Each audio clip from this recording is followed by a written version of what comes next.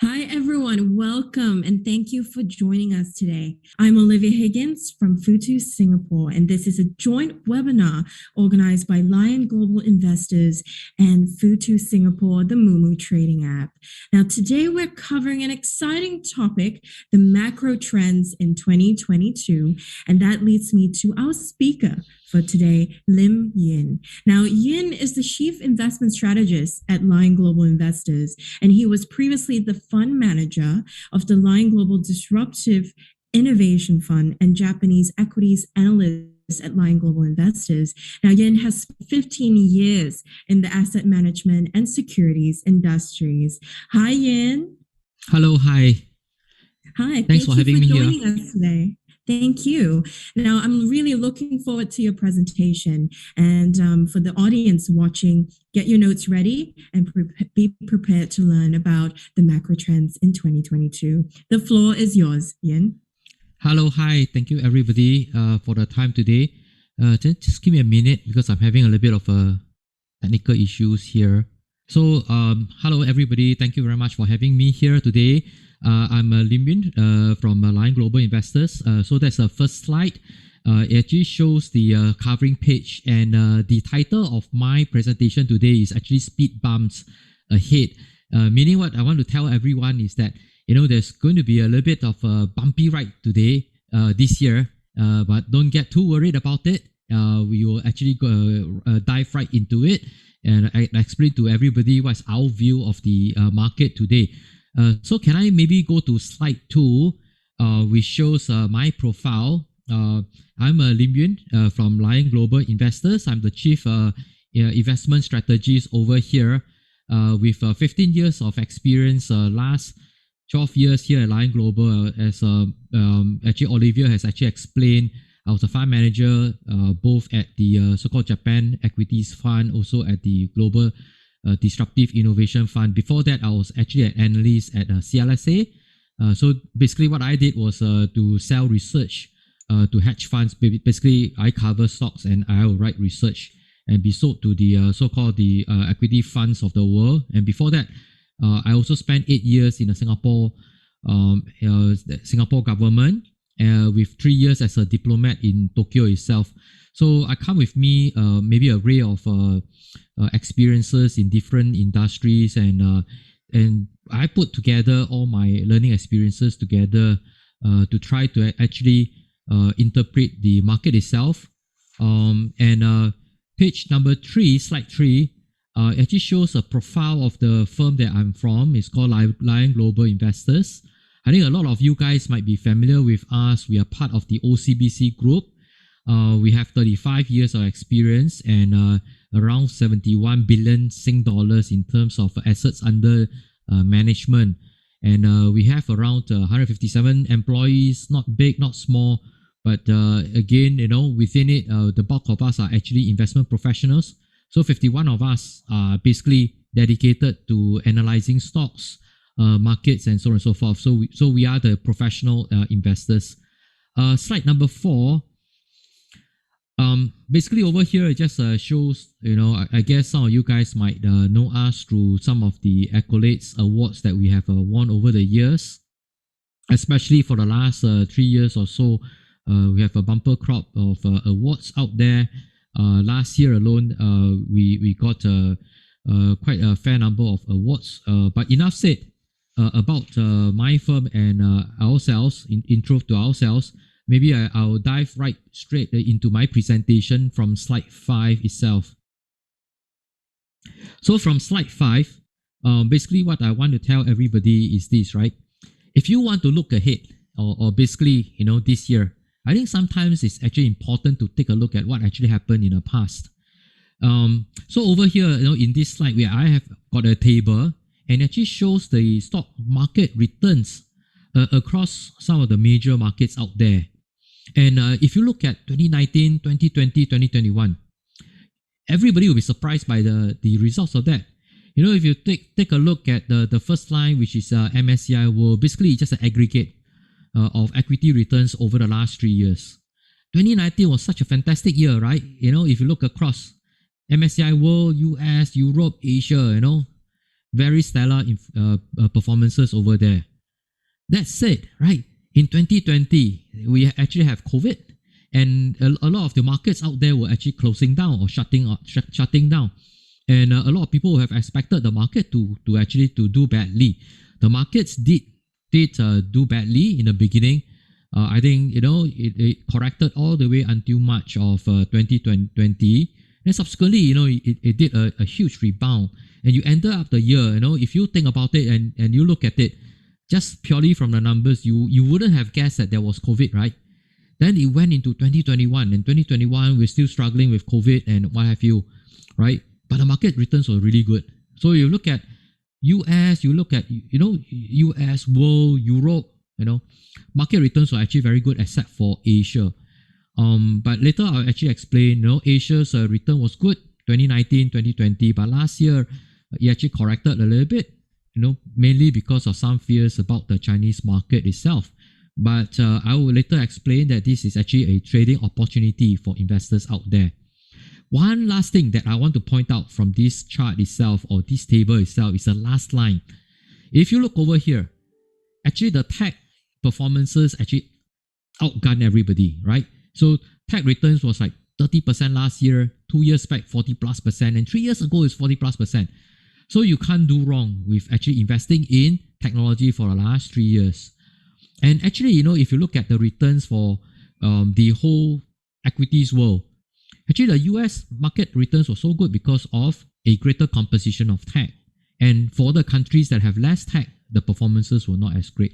This would have implications for the investment conclusions that I have later on. So keep that in mind, right? Market returns for the last 3 years, and then I'll dive into the next slide, slide number 6. Over here, I just want to tell everybody that for this year, 2022, actually there are 3 themes that investors got to take note of. And these are the 3 themes that if you got it right, it's probably going to explain the bulk of the returns or the movement of stock market this year. So what are the 3 macro themes or stories that you have to look out for this year? I think, everybody will tell me that, hey, I'm sick and tired of thinking or listening about COVID. But that's the fact of life, right? For the last 2 years, COVID has actually driven market returns. So if you look at 2022, I think, you have no choice but to also further consider what is the implications of COVID or the remaining implications of COVID on equities returns. So this is the first theme that people have to get right. Second thing, which is actually this reverse of quantitative easing or interest rate hikes or quantitative tightening. You lump that all together, what that means is liquidity that's being withdrawn from the market itself. So what that means is that for the last 2 years or so, right, the central bankers or the governments have pumped in a lot of money into the system. This is to keep the economies afloat during COVID. And when it comes to 2022, now that, the unemployment numbers have come down, we are transitioning from a COVID to a post-COVID world, right? So some of these policies that they have put in place will be taken off. I think some of us will be familiar, right, with, let's say, interest rate heights kind of talks that are out there in the news. Even for our budget announcement itself, they talk about GST increase, right? So instead of having more and more liquidity into the system itself, I think a lot of governments out there are now thinking that we are moving into a normalized phase, and as such, that it is time to take away some of this liquidity from the system. And what that means is that it will basically be negative for stock market. The third point that I want to note is this. Just now, remember, I mentioned that last year, only Asia did not so well, right, compared to the other markets. And one of the reasons was because of the Chinese stock market has actually corrected. But what I want to tell everybody is that in China, because last year, the worry then was that, there are more regulations put in place. The Chinese government has this so-called common prosperity policy. There's some uncertainty, investors are worried, and so, markets actually corrected. But this year could actually be a reverse of that, which means that on a risk-reward basis, the Chinese market is very attractive. And basically, those are the 3 main themes that I'll spend a bit of time on. And the next three themes that I will talk about is longer term themes. So what are the three themes? They are runaway inflation. I think everybody knows about this, right? In US, you talk about high inflation. Singapore, likewise, last year, I think in December, inflation numbers of 4%. I think a lot of us wouldn't remember such a high inflation numbers in Singapore, right? Second theme out there is decarbonization, which means in the past, I think, when people talk about environment, there wasn't so much of an appetite from investors to look at, environmental issues. Likewise, for governments, they talk about the environment, but, the so-called shall I say, the targets that they have put in place for them was like maybe 2050, by which time, such a long period of time, it really doesn't impact us. But I think all these things have changed now. Since last year in COP26, right, a lot of the governments have put in place pledges forward the so-called the commitments, and as such, they are talking about 2030. So we are now in 2022, in 8 years' time, which means that a lot of these things that are talking about would actually impact investments. And lastly, just want to talk about disruptive innovation. And this has something to do with technology. It's all linked together. People think disruptive innovation means technology. Well, it's not totally the same thing, but, fairly similar.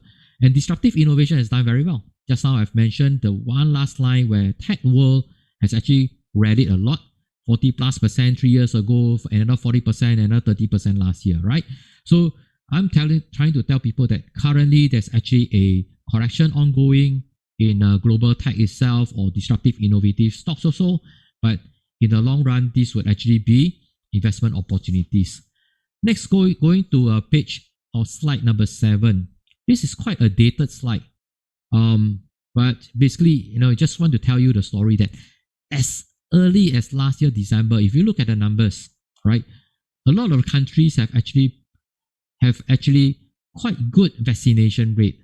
So just now I mentioned that, COVID is an important theme that people have to think about, right? You have Omicron, and now, people are talking about the second variant of the Omicron virus. And as you have seen in last year, when the Delta variant had a wave in third quarter and fourth quarter of last year, economic growth basically slowed down. And what happens then is that you have an Omicron virus, a new wave again, Singapore having 20,000 new cases and what have you. But the important thing to note is this, that although the new variant, let's say, the Omicron is more transmissible, it is actually less deadly than the original virus, which means that despite having new cases, high new cases, government are generally, more relaxed about it, and they are thinking that, we can actually open up the economy itself. And the most important thing is actually that this, what should I say? The vaccine itself is actually effective against the new variants. So especially with the booster shot. So what I'm trying to say is that once governments have put in place the vaccination rates have actually gone up to a certain level, they will be more or less confident enough to reopen the economy, which means that in this year 2022, in various kind of paces, a lot of countries are basically going to exit COVID, which means that from a COVID kind of world, we are moving into an post-COVID world, right? So this is actually a big change in the investment world. For the last 2 years, we're living with COVID, and now it is post-COVID. So look at the slide number 8. What does this mean? This means that actually, if you look at 2021, it was actually a year whereby we have a certain amount of so-called normalization, right? In US, in Europe, they were some form of opening up. Stop. But that's what actually basically happened. In 2022, a lot of countries are basically going to open up. And a lot of the issues have been sorted out. So if you look at the GDP growth rate in 2022, it's actually very decent. Or should I say it's actually on the high side. If you look on a 10 years basis horizon and you look at 2022's forecasted numbers, they are actually fairly strong. So globally, 4%, US, maybe 4-ish, even Europe, right? 4%, Japan, 2 plus to 3%. These are very decent numbers, right? So which means that the opportunities for companies to actually to have increasing earnings growth is fairly good. So if we go into slide number 9, basically this is the second point where I want to mention to everybody. So for COVID, we move from a COVID to a post-COVID world. Second thing that we want to think about is, once we've moved into post-COVID world, then what happens? Then I think governments now are thinking of withdrawing the liquidity that they are pumping into the system. Liquidity meaning that in Singaporeans' mind, it will be the vouchers that they put out, right? Some subsidies that they have given to the companies to retain workers and so on and so forth, right? So likewise in US, there's a lot of subsidies that are being put in place. Interest rate have been cut and so on and so forth. And what happens then is in 2022, we are doing a reverse of that because we are moving into a normalized world. And unemployment has actually come down. So in the US, unemployment rate has actually come down quite substantially. And now the Federal Reserve, which means the central bank in US, is talking about quantitative easing in this year, probably finishing by June of this year. What this means is that they'll buy less bonds, there'll be less money being pumped into the system itself. Second thing, most important thing is that they are talking about interest rate hike, right? These slides are actually slightly old, which means that, it just shows how fast things are moving, right? Because I created these slides probably end of January to February. And at that point in time, the market was thinking of 3 rate hikes this year and then another 3 rate hike or 4 rate hikes next year, right? But now currently in the market, in the fixed income world, people are talking about 6, 7 rate hikes in this year alone. Basically what it means is that if front load every, FOMC meeting after March or so, you have 1 rate hike until next year, then next year you'll be completed. So 6, 7 rate hikes and we are done for this year. This could be too hawkish a kind of view, but the general trend is that central governments are going to tighten liquidity. So this has implications on the market itself. What are the implications? Implications is that whatever benefited most from this, on the reverse would not benefit, right? You'll be taken out from them. So which are the markets that have actually done best from this? US market. Second, tech, global tech, right? That's how I've actually mentioned. So these are markets that I think probably, the investment performance for this year probably wouldn't be that great. But it doesn't mean that there are no opportunities. The opportunities are somewhere else. So number 10, the next slide. So where are the opportunities, right? Is where the changes are, where things move from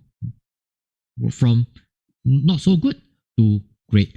So in this case, let's say if you look at the Chinese market, I've actually mentioned the Chinese market actually corrected last year, but that was because of 2 things. One, which is that the policies in China were actually, should I say, fairly tight. The reason is because the Chinese government were very successful in containing the virus in 2020. So basically, they do not see a need to pump prime or to boost up the market itself. So it's actually a success of the Chinese government. And basically now, when the whole world, is actually, trying to tighten, now the Chinese have this ammunition and they can actually, loosen up so that when the export numbers actually slow down, they can actually boost the economy itself. So what I'm trying to say is this, right? While the whole world or most of the major countries are tightening, in China, it's actually one of the rare places that is actually loosening. And there's some implications. What are implications? Implications would be not only for China, but for the rest of Asia that is dependent very much on China as a trading partner. So you could actually see positive spin-off into, let's say, the ASEAN market. Slide number 11 actually shows the MSCI price index. And you can actually see over here that it peaked out February of last year, right? And over here, I actually put in place some of the key events over there. And basically what I trying to show is that there were a number of new regulations that were put in place. And some of the regulations could be like, the initial one could be people worried about Ant Financial not having an IPO, followed by some kind of anti-monopoly rules that were put in place, and then TT Choosing's applications, being removed from app stores and online gaming having some kind of restrictions. So bear that in mind. Going into slide number 12. The next slide itself, slide number 12. What I'm trying to show over here is that all these things that have put in place, new regulations and the Chinese government talking about a common prosperity policy, all these things are basically good for China on the longer term, in a longer term perspective. The Chinese are actually, very good planners. In the 14th 5-year plan, they have actually spelled out and say that, we want over, let's say, the next 15 years or so to double our GDP, right? And they have a plan in place, right? So what our plan is in place is basically, they want to make sure that they have a structural reform in the economy itself so that they have more sustainable and equitable growth. So what that means is that equitable meaning is a more balanced growth where the benefits are basically enjoyed by people across the board itself. So what that means is that once the Chinese government have put in place these structural reforms, and with the loosening of the policies out there, then we could actually have investors coming back into the Chinese market. So this is the 3 points that I want to mention on the short term. Slide number 13. So very quickly, just want to show people the next 3 trends that are longer term in perspective. One of which is inflation, something that's very topical now in US. If you look at, let's say in January, the inflation number is 7.5% year on year. That's very high numbers. In Singapore, 4% end of last year, and so on and so forth. So people are worried. So is inflation going to be very high, runaway inflation? Are we afraid of that? I think the answer to that is depends on the time frame. So although inflation, to me, should peaked out this year, and it would basically come off from current levels. Let's say in US, 7+%, drop down to whatever, maybe 4% or thereabout. Still early days for us to say, but it will be levels higher than pre-pandemic. The reasons for that, for saying so, is this. In slide 13, I mentioned over here, there are 2 short-term factors that will reverse this year. These are drivers of high inflation last year. They are supply chain disruptions from the pandemic itself and also high energy costs. But these are factors that will reverse. But on the longer term, basically there are drivers that will force or cause inflation to be more sticky, meaning that it eases off but stays at a high level, at a relatively higher level. So in US, the normalized level they think of is 2%, you will probably be higher than that. So what are the factors that will push that up? Deglobalization, one of that. So during COVID, I think countries realize that you have to do manufacturing yourself and so on and so forth. So that raises the cost of production. Technology also, remember in the past, there are more discounts and what have you, but now a lot of these companies have gotten their market share. They are thinking about their profits now. So as such, there's less price cuts by these companies. And lastly, also for China itself, it used to be such that, China is the main factory of the world. But likewise for them, cost is actually going up. The population is also aging. They need to put in place more automation, what have you. So the price cuts from China is also less. And they are also moving up the value chain. So as such, inflation will probably stay on the high side. The second longer term theme, which is in slide number 14, basically I just want to show everybody that COP26 was quite an eventful key event itself. Basically, what it says over here is that a lot of countries are now serious about tackling these environmental issues, and they have put in place like earlier targets to target decarbonization. Slide number 15. Some implications.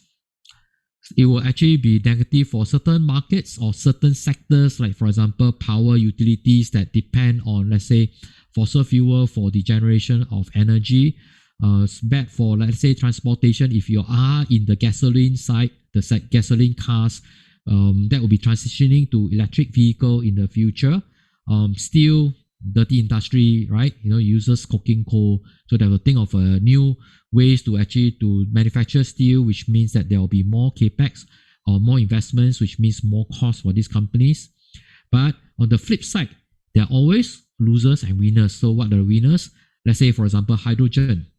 As a value chain, is important as a storage of energy for, let's say, renewable energy itself. So this is an industry that should do well. Agriculture, there are certain companies that actually support a cleaner agriculture. So there will always be winners and losers, some implications over here, and investors can look at that. And in slide number 16, the third longer term theme that people should think of is actually disruptive innovation. At Lion Global, we actually have got a global disruptive innovation fund, which I was the fund manager. And over here, we have highlighted 16 themes. Depending on how you define the themes out there. What I want to show everybody is that there are various disruptive innovative themes of different maturity in the cycle itself. So meaning that some are very nascent, some are matured. So over here, I just want to show on slide 16 how we actually dissect where the themes are. And on the top right hand corner, there are all these new nascent themes out there that have a very long shelf life, meaning for the next 10 years or so, it's going to drive a lot of changes. Slide number 17, one of the themes that I think is particularly transformational and very important for investors or interesting for investors to look at will be in the area of this Web 3.0 and Metaverse. Basically, what that means is the next evolution of the internet. So, in roughly, this is a simplistic way of to describe it. Web 2.0 would be something whereby, remember, it's transformational in a way whereby everybody can actually have a so-called social media identity for different applications, right? One for Facebook, one for LinkedIn, maybe another social identity for the games and what have you. And with this identity, companies can actually target us in terms of advertisement and so on and so forth. So Web 2.0 was transformation in that way, but now we are moving into Web 3.0, which is another transformation itself. What that means is that in the future, all of us, instead of having different identities for different applications itself, we would basically have one single unique virtual reality self-identity. You can call that an avatar, but that's what it is, right? One where you can work, live, and play with.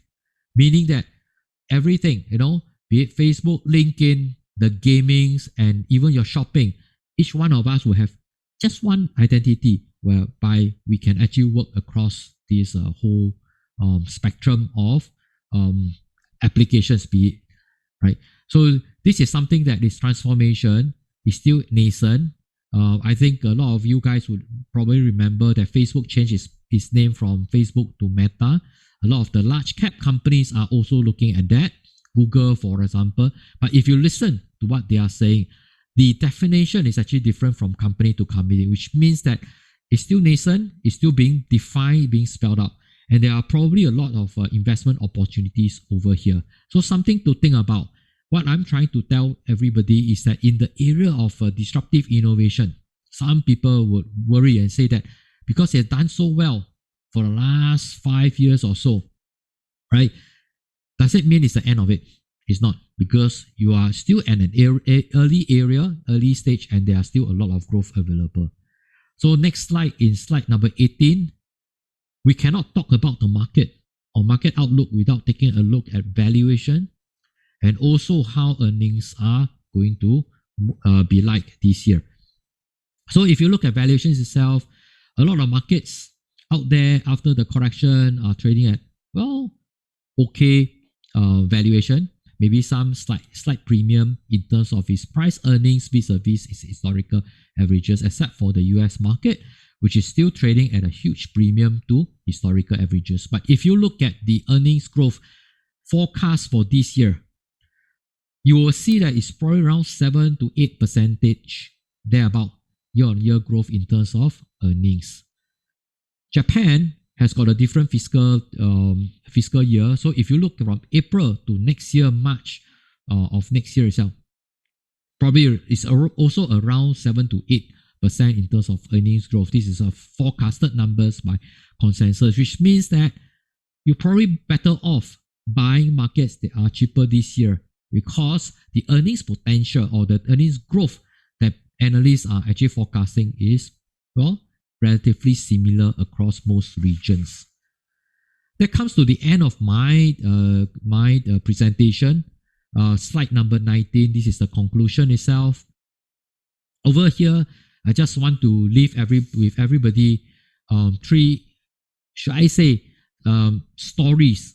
The first story is that I think 2022 could be a year whereby we are moving finally, right? Everybody's so sick of it, from COVID to a post-COVID world. It doesn't mean that there's no more COVID, no more virus. It just means that we are now living with it. It's endemic, with the booster shots, with the vaccination in place, people are moving back into normal. The supply chain disruptions are going to ease. People are going back to work again, and so on and so forth. Second is that the misunderstanding that, in China, there's all these regulations and what have you. There's this misunderstanding that people think that, well, it's a policy mistake, but it's not. It's actually a structural reform in the longer run, positive for the market itself. Market participants will look beyond that. And in this year, we think that the risk reward for the Chinese market is actually very good. And lastly, with the withdrawal of the liquidity, with all that talks about QE being withdrawn in June or by June, all the rate hikes that people are talking about, the markets that have actually benefited most, US, would actually not be that great, right? Because you are taking away the catalyst for it. So with this conclusion itself, what are the investment applications then, right? Okay, just over here, I just want to highlight to everybody that we're not here to give an so-called recommendations. These are just for educational purposes, so that investors could actually make informed decisions. But what we are saying is that moving into a post-COVID world, some of the markets that have not done as well, especially now, in a COVID world, probably this is the time for it to do okay, right? So which are the areas? It could be the cyclical market. So basically, it's a reopening now, and some of the so-called more traditional industries will probably see a reflation itself. And in this, we actually highlight some which are the cyclical markets will be maybe, are the ASEAN markets, right? So it's also without surprise. If you look at the market returns for this year, the best performers are like Thailand, Hong Kong, Indonesia, Philippines, Singapore. These are the markets that have a higher concentration of the traditional markets that will do well when things are normalizing. So in ASEAN itself, if you look at the composition itself, let's say Asia in total, financials make up 20% of that, thereabout. But if you look at ASEAN, it takes, it's almost double that, nearly 40% is financial. If you look at ASEAN itself, the so-called if you exclude, if you think about it, IT, communications, consumers, this makes up less than 20% of the ASEAN market, which means that the rest of it is more of the traditional market. So what we are saying is that 2022 is a special year whereby there could be a reflation, and when we talk about reflation, it will be the cyclical markets that could actually do well. Second, I've already mentioned fairly clear that we could actually see very good risk reward for the Chinese market, because what they have done is basically structural reform during this time whereby they are now easing, and the structural reforms, they are fairly confident about it. It could actually be a catalyst. Is it now? Is it what? We can't call the timing itself. This is not a recommendation, but I'm just saying that the risk rewards are fairly good. And on the longer term perspective, what we want to tell everybody is that disruptive innovation is something that is longer term. Post COVID is not going to reverse. Whatever has happened has accelerated it, but it's not going to reverse, and it has a long trend going forward. With that, I end my presentation.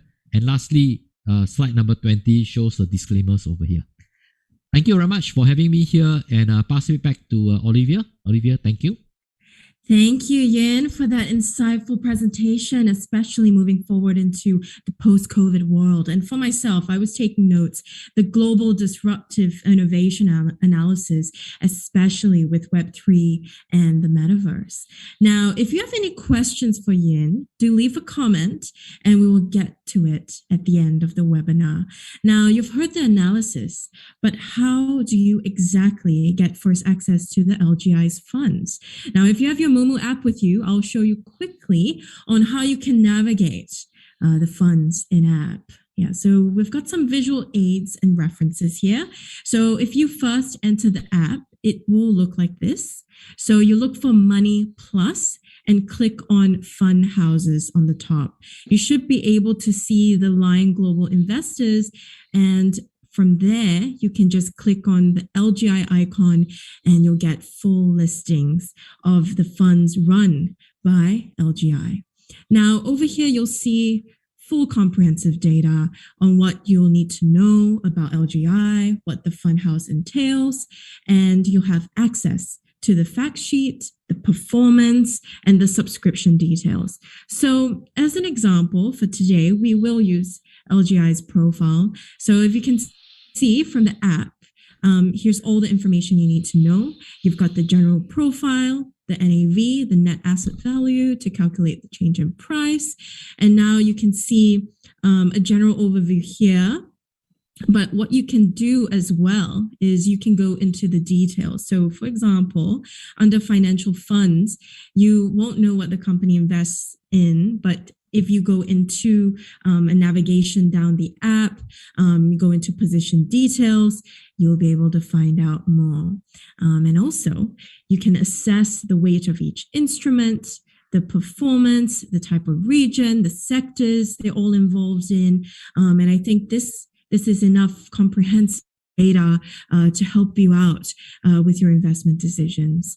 Now, for subscription, I think personally, it's a great complementary tool to help you gain a better understanding about the strategy of the fund houses and the entire concept of it. Now, my personal favorite would be the news feature because I think it's an excellent tool to keep on top and stay on top of all the news, the keywords, the buzz surrounding each fund house that you choose. And it has the entire composition across all media channels as a summary. You can click on each article for further details. Now, I understand that sometimes details can be a little overwhelming. So if you'd like to just take a more macro approach, in that case, you can access the entire summary of this fund profile under summary. And it's essentially the basics, the country, the fund documents, and of course, very important, the fund managers. And if there is one key takeaway I'd like you to take from this demo is really determining a fund house to invest in is crucial to both measure your performance. And so it's important that you find someone that you can trust to manage your portfolio. So in this case, we've got access to the info regarding active management portfolio feed. So you'll be able to assess credibility and details of the fund managers involved in this fund. Now, overall, it's a great tool to help you find the right person you can trust to manage your portfolio, to invest your money.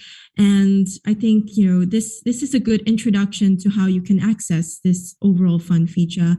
And if you have any more questions on how to use this feature, you can always message and leave an inquiry for our team and we'll get back to you. So overall, this entire webinar is really to help you out, make better investment decisions and to give you the tools in terms of education.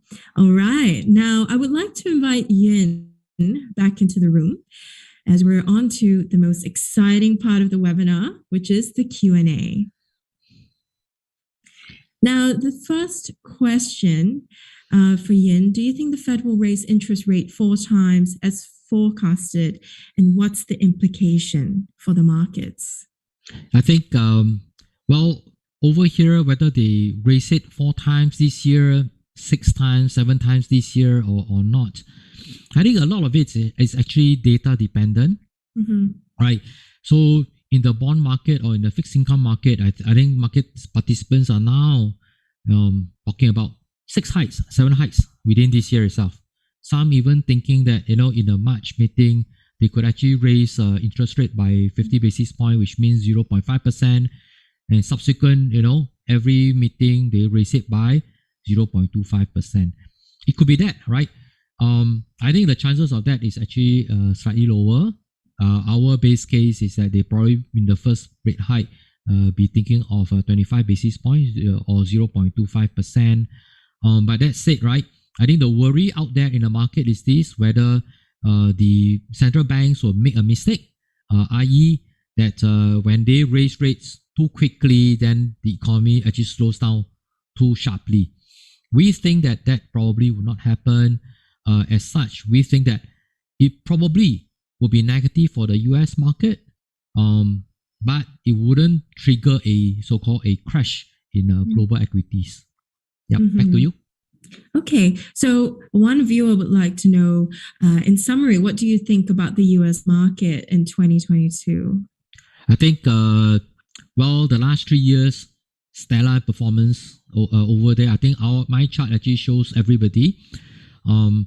US is a market whereby, it's very popular with investors, especially after such good returns for the last 3 years. So the interest will still be there, right? But what I'm trying to tell everybody is that now is the time to actually to start looking at other markets where opportunities are there, the risk rewards are actually better. So it is fair to say that in a COVID world, if you think about it, in a COVID world, tech does better, right? You think about it, you buy PC, you want to work from home, you want to do this, you want to do that, right? And also growth is actually very scarce. So people go for growth stocks, which means technology stocks. And US has a much bigger concentration of tech stocks. So US market has done well, tech has actually done well. Secondly, the so-called the fiscal spending, the low interest rate, and also the QE, liquidity, and all have also pumped up the US market. So the reverse of that will actually take the so-called the catalyst or the boost from the US market. So it's difficult to actually hazard and say, how much the market will do for this year. But maybe, one guess will be this, right? If the earnings for the US market for this year, 7 to 8% forecasted by consensus, usually forecasted numbers are on the high side. They are too optimistic. So it could be revised down. So let's say, a couple of percentage point.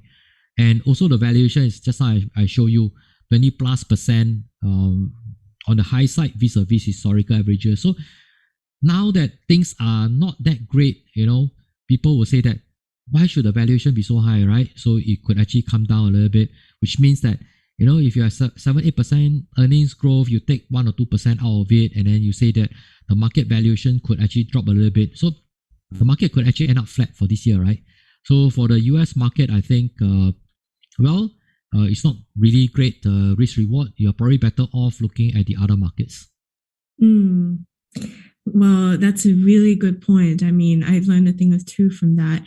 A lot of the viewers have sent in questions, and I think there's a particular interest in the Chinese market and regulations. And I think touching on your presentation earlier, you did give us some analysis on this. So one viewer would like to know, the China market recovery is uniformly across all sectors, or are you just referring to one particular sector? Okay, so, the Chinese tech stocks have actually corrected most, in the sell-off itself. So if things are going back, then, one can actually say that the tech sector probably has more to rebound. But as a whole, in China, things are likely to be, better this year. So there are two drivers for that. One, which is actually the policies are now loosening. I think end of last year they are talking about let's say a triple R cut. Triple R means the reserve requirement that they impose on banks. So when they cut that, it means that the banks can actually lend more money. So that generally is good for the economy, which is good for the market itself. Second thing, which is they're talking about rate cuts, interest rate. So remember, US they're talking about, hey, is it four rate hikes or is it 7 rate hikes? But now in China, they're talking about, we can actually lower down our interest rate because interest rate in China is higher than in other markets, and they have a lot of ammunitions to do that. What are other things that they could potentially announce to actually help the economy along? Could be in the form of, let's say, the loan quota for banks, right? So they can actually do that. What they could also do is actually in the property market, because the property market has actually slowed off. They wanted to make sure that there's no bubble happening in the property market. So they have deliberately put in place, let's say, policies to actually to help to slow that down. Now that things are getting better, they could actually reverse part of that. That could actually be positive for the market. And mind you, they haven't even announced like fiscal spending and what have you. So this is something that they could actually put in place. If they put that in place, then presumably the whole market, it will be a boost for the whole market itself. But that said, if the new regulations that they are putting in place, if the government says that, now we are finally satisfied that the right regulations are in place, then the tech sector could actually rally. If you take a look at the so-called Indian, let's say, IT tech stocks vis-a-vis the Chinese stocks, you can see a huge disparity in the performances itself. This is also because last year there was this uncertainty in the tech sector in China, and as such, professional investors like us would say, given the same amount of money, I will take the money out and I'll invest in, let's say, the Indian stocks where things are a lot brighter, right? But now, if things are reversing, meaning that, then I will take the money back, and put it in. So both the tech sector and also the general market, the risk rewards there are fairly good. Back to you, Olivia. I think touching on your regulation point, a viewer would like to know, do you foresee more government regulation this year for the Chinese companies? And will they be more severe or lesser than before? And just leading to impact, which sectors of the Chinese market do you think would bear the most impact from these regulations? I think that's a very good question. But, I think important thing for everybody to remember is this. Which are the sectors that they have already put adequate policies in place? So let's say if you look at some of the so-called platform companies like, the Baba of the world and what have you, right? They, the whole idea is that you do not, they used to be small companies. They wanted to allow companies to innovate, right? So there was fewer regulations put in place. As the companies gets bigger, right, they become more powerful. They start investing in other subsectors, other sectors also, right, to buy up. So they become systemically big. And the tendency for companies, private companies, is that they could actually become monopolistic. So the government put in place certain policies to say that, you cannot force merchants to do this, you cannot force merchants to do that. Well, once that is put in place, and if they see that the behaviors of the companies are such that there's less of this monopolistic kind of instinct, then they don't have to do more, right? So for industries whereby you already see a lot of regulations put in place, then there's less needs for them to do so. So there will still be some remnants of regulations that they need to fine tune, add a little bit more, what have you. I don't see a whole huge lot of that. In the Chinese market, there's actually another thing that a lot of people they lose focus on, and which is sectors that will have this so-called policy tailwind. So the Chinese government also say, right, I want sustainable growth, and as such, there are certain sectors that we think we should put our efforts into. So which are these sectors? It could be sectors pertaining to, let's say, pertaining to, let's say, I don't know, healthcare could be one of it. Semiconductor, because they are talking about chips, right? We need to have the key components so that we can have sustainable growth. So a lot of government grants, or should I say support, will be put in in certain industries, like let's say semiconductor. So there are certain sectors that will also face policy tailwinds, meaning that there will be actually positive push from the back. Yep. Okay, thank you for that, Yin. Okay, so moving to more external countries outside of China, I think this is something that's been in the news quite a lot. A viewer would like to know, do you think that the potential war between Russia and Ukraine may shock the global market heavily? And I think if we just come down to timeline, we're looking at 2022. Yeah, okay. Yeah, actually, Ukraine, Russia, first, is there going to be a conflict? Not going to be a conflict. I think, we leave that aside. But just to, how do we think about it? Obviously, the market that's going to be affected will be Russian market. Ruble would, if there's actually some kind of issue over there, then, there will be sanctions. Sanctions meaning that the ruble will weaken. There's all these talks about taking, not allowing, let's say, the Russian companies to actually to use the SWIFT system, meaning that they'll be cut off from international money flow itself, which means that that's probably bad for Russian stocks.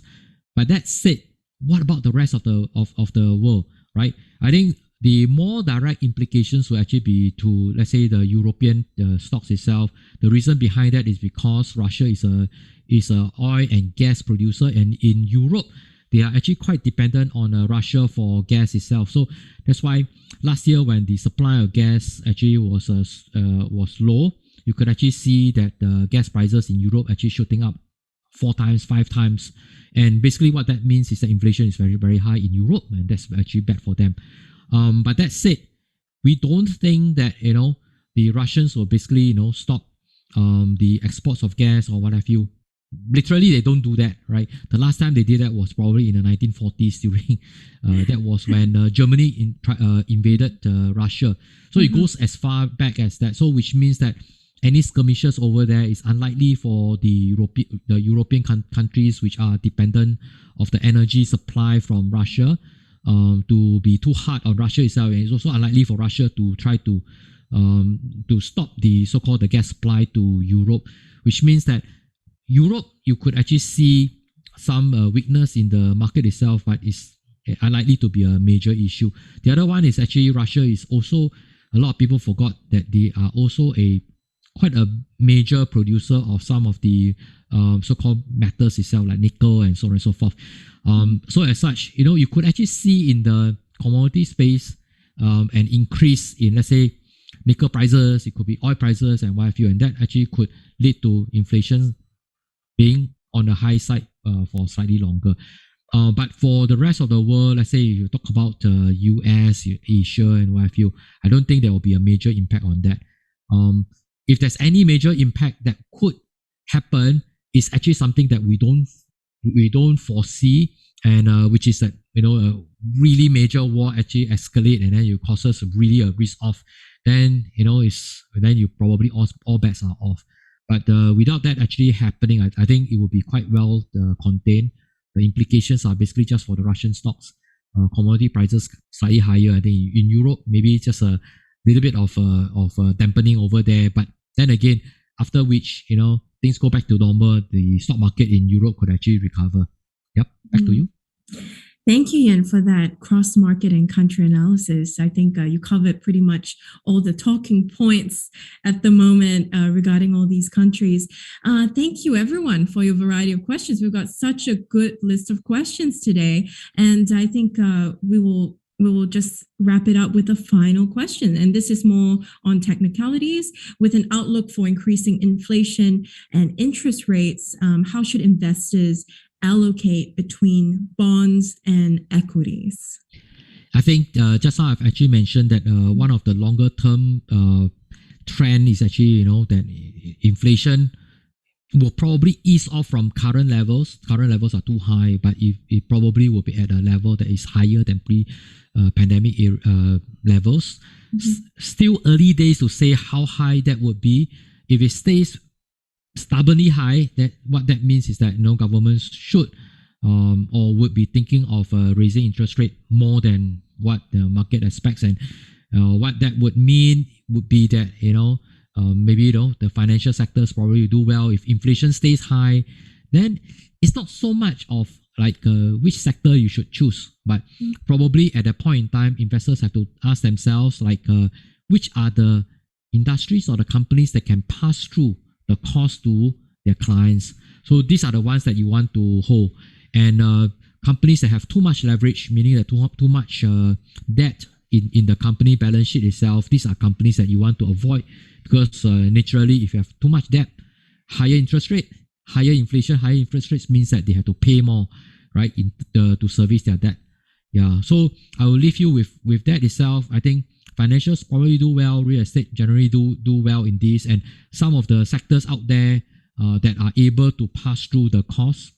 Let's say, if you think about infrastructure companies whereby the rates that they charge are tied to, it's just a cost plus over their, let's say their it's a cost plus itself. So basically their margins are not assured. Then, these are probably safer bets in a higher inflationary environment. Yeah, back to you, Oliver. Excellent. So Yin, what is one key takeaway you'd like to leave with our viewer today? I think for the last couple of years or so, it's more of a so-called a beta trade, meaning that a lot of markets basically just rally together, right? Yes. This year is going to be a bumpy year, so trade with care. There are opportunities out there, but stay vigilant and also read a lot, try to find out more, be more informed. Yeah, but if you don't have that much of a time, I think a balanced portfolio. Talk to a so-called a good financial advisor, or do your homework well. A very balanced, well thought out portfolio would help you to weather through this. Yeah, back to you. Thank you so much, Yin, for joining us today and giving us your key insights and expert analysis. Thank you very much, Olivia. Thank you.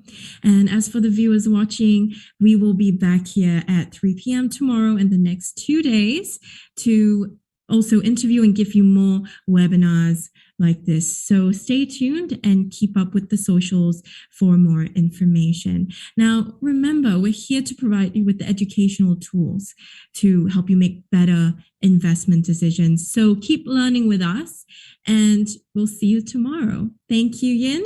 Thank you to you for watching us, and we'll see you for the next one. I'm Olivia Higgins, and have a great day. Bye. Bye-bye.